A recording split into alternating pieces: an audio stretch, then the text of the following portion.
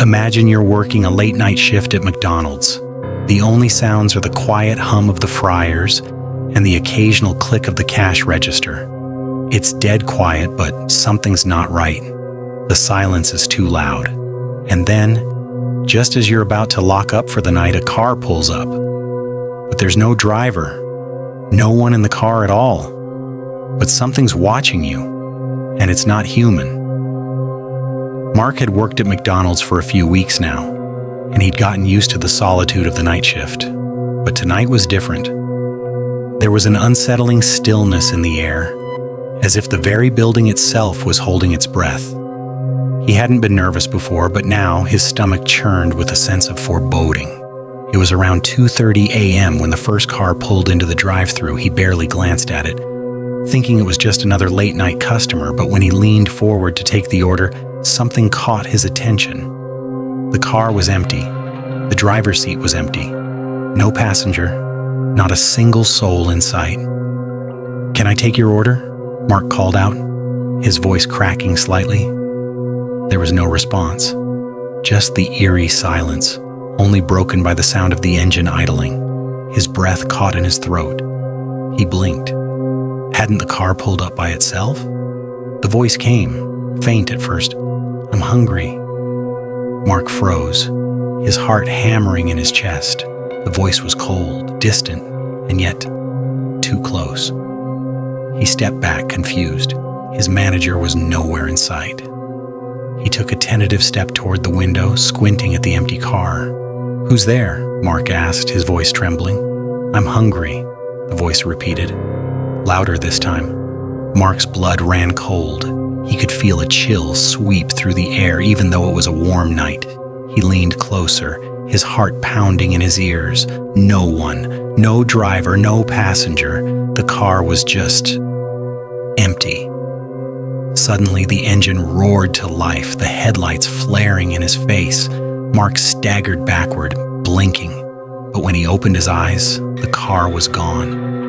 The sound of screeching tires echoed in the distance. It felt like a bad dream. But it wasn't. Mark never returned to work at McDonald's. In the weeks that followed, his manager mentioned something strange. The car had been seen again, parked outside for hours, empty, no one around. The same eerie voice had been heard, whispering, "I'm hungry." And Mark knew deep down that the car wasn't just a figment of his imagination.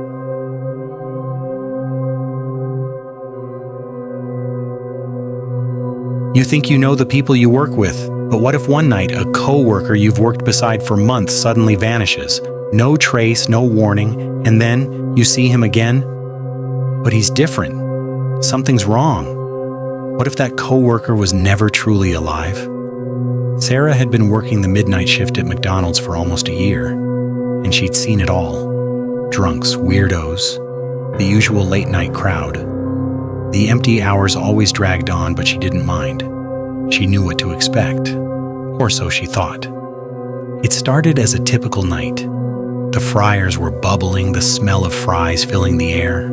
It was just after 3 a.m. and she was cleaning up when she heard something, footsteps echoing down the hall toward the back storage area.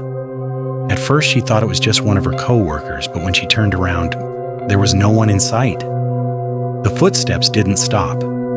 They grew louder, and Sarah's heart began to race.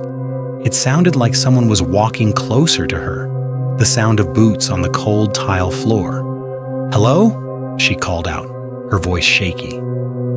No answer. The footsteps kept coming. She stepped out of the kitchen, glancing down the hallway toward the back office. Still no one was there. Then a figure appeared. It was a man, dressed in a McDonald's uniform. But Sarah had never seen him before. He was tall, with pale skin, and his eyes, dark and empty, stared at her with an unsettling intensity. He didn't say anything. He just stood there, watching her. "Can I help you?" Sarah asked, her voice barely a whisper. The man didn't speak, didn't move. His gaze never left hers. Sarah took a step forward, and suddenly, the temperature in the room dropped. A chill crept over her skin as if the warmth had been sucked out of the air. The man slowly extended his hand toward her. His fingers were unnaturally long, cold to the touch. But when Sarah reached out to take his hand, he vanished. Completely. She stood there in disbelief, her pulse hammering in her ears. There was no sign of him, no trace. Just an empty hallway and a lingering cold. The next day, Sarah asked the manager about the man, but the response was chilling. He didn't exist. No one by that name. No one who looked like him. He wasn't on the payroll. Sarah had never seen him before, but she couldn't shake the feeling that he wasn't just an employee. He was something else. A ghost, still haunting the halls of McDonald's.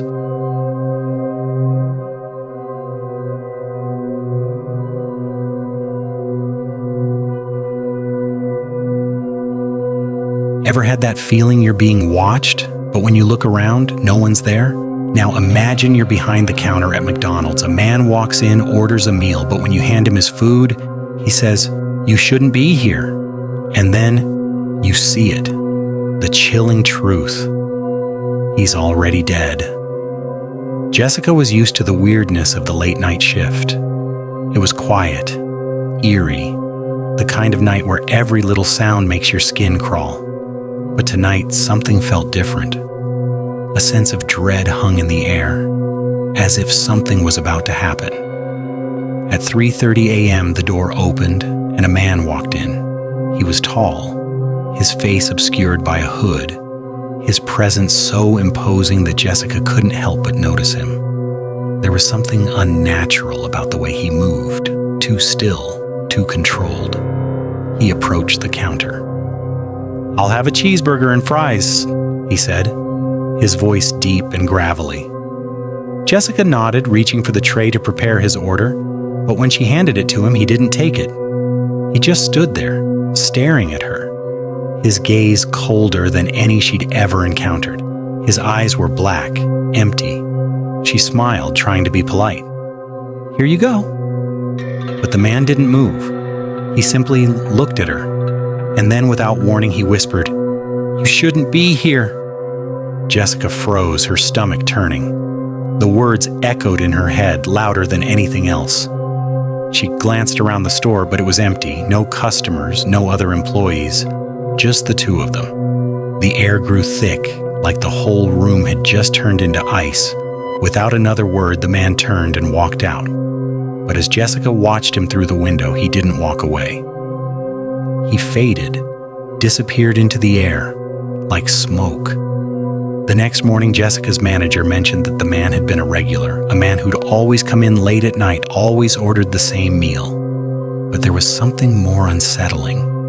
He had died years ago, a car crash just outside that very McDonald's, yet somehow he was still coming.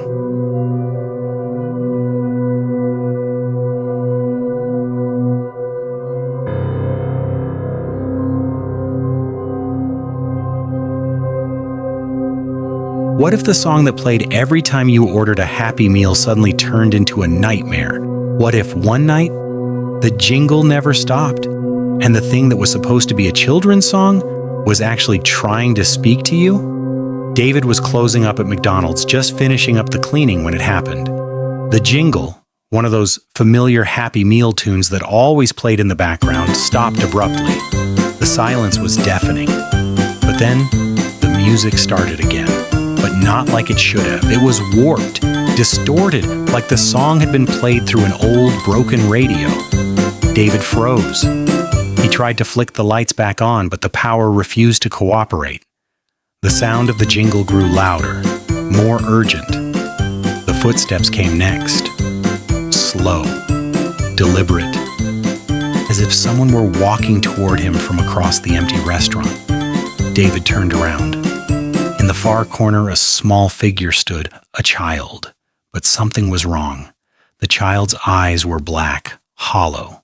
There was no expression on the face, just an empty stare. David's heart pounded as the child slowly took a step forward. The jingle played louder, filling his head, a broken melody that made no sense. He tried to speak, but his voice caught in his throat. "Are you lost?" he whispered. The child didn't answer. He just kept walking step by step, moving closer, the jingle now deafening, and just as the child reached him, poof, it was gone.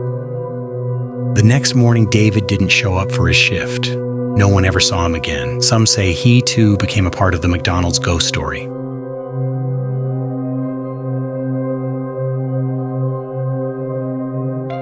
It's the middle of the night. The restaurant is empty, and the only sound is the hum of the fryers. But then you catch something out of the corner of your eye. A figure standing behind the counter. You turn around to check, there's no one there. Or is there? The shadow lingers just beyond your sight, and you can't help but feel like you're being watched from every angle. What if the reflection in the glass isn't just your own? Megan had worked the late-night shifts at McDonald's for the better part of a year. She was used to the quiet, to the strange, unsettling hours where the store was empty, and only the buzz of the refrigerators and fryers filled the silence. But tonight was different. Something felt wrong, off in a way she couldn't explain. The store was quieter than usual, with no customers in sight. The clock ticked closer to 2 a.m. and Megan was starting to think it would be a peaceful night. She was wrong. The store was dim, just the low light from the kitchen above casting faint shadows across the floor. Megan wiped down the counter, trying to shake the creeping feeling that had settled into the pit of her stomach. She glanced toward the back of the restaurant and caught a glimpse of something strange in the reflection of the glass counter. At first, she thought it was just a trick of the light, but then she saw it again. Something moving in the reflection. It was shadowy and dark, a figure standing behind her, but when she turned around, there was nothing there. Megan's heart began to race, her breath catching in her throat. She turned back to the counter, trying to steady herself, but she couldn't shake the feeling that she wasn't alone. Then the reflection moved again. This time, closer to her. The figure was taller than her, looming just behind her own reflection. But when she glanced over her shoulder, the space behind her was empty. Her hands froze on the counter. The sensation of being watched was overwhelming. The air felt heavier, colder. She could hear the sound of footsteps in the back of the restaurant, slow and deliberate, echoing on the hard floors. Megan took a deep breath and called out, "Is anyone there?" No response, just silence. The footsteps stopped, but she could still feel something in the air, something dark, something wrong. Her eyes darted to the window, and for the briefest moment, she swore she saw someone standing outside watching her through the glass. But when she rushed to the window, there was nothing but darkness. She turned back to the counter, and there it was again, a shadow, slowly moving across the floor right next to her reflection. Her body tensed, and she spun around, but no one was there. The sound of footsteps returned, louder now, and they seemed to be moving toward her. Megan's heart pounded as she stepped back, her legs nearly giving out beneath her. The temperature in the room had dropped. She could see her breath fogging up in front of her. "Hello?" she called again, but there was still no answer. The footsteps stopped right behind her, and Megan could feel the cold air on the back of her neck, as if someone was standing directly behind her, breathing down her spine. But when she turned around, there was no one there. Then the lights flickered. The restaurant, once quiet, was suddenly filled with the sound of clanging metal from the back, as if the kitchen was being torn apart. The deep fryer bubbled over, and the fridge door slammed shut on its own. The temperature dropped further, the cold now stinging her skin. Her pulse raced as she looked around the empty restaurant. "Who's there?" she shouted, her voice cracking. But the only answer was the sound of her own breath, the eerie hum of the kitchen machines, and the faint sound of footsteps. The footsteps were now right behind her. Slowly they moved across the floor until they stopped beside her, just out of view. She could feel something or someone standing there, just beyond the corner of her eye. Megan didn't know what to do. She wanted to run, but she couldn't move. It felt like her body was frozen in place. Trapped by the heavy air that surrounded her, her eyes darted to the clock, 3 a.m. It was almost time for her to leave, but she couldn't stay here a second longer. She had to get out. But when she tried to leave, the door wouldn't open. She pulled and pulled at the handle, but the door wouldn't budge. Her breathing grew frantic as she pounded on the glass. She looked back toward the counter, and there it was again. The shadow, moving ever closer to her as though it had been following her all along. Just as she was about to scream, the door suddenly swung open with a deafening bang. Megan ran outside into the cold night air, her heart still racing. She didn't look back, but she could feel the presence of something behind her, lingering in the shadows of the restaurant. The next day, Megan returned to the McDonald's for her shift. She was told that she wasn't the only one who had experienced strange things at that store. Several of the other workers had seen strange reflections in the glass, heard footsteps when no one was around, or felt cold hands on their shoulders when they were working alone. But no one ever talked about the shadow. No one spoke of what they'd seen moving behind the counter. Megan never stayed past midnight again, and she always made sure the door was locked before she even started her shift.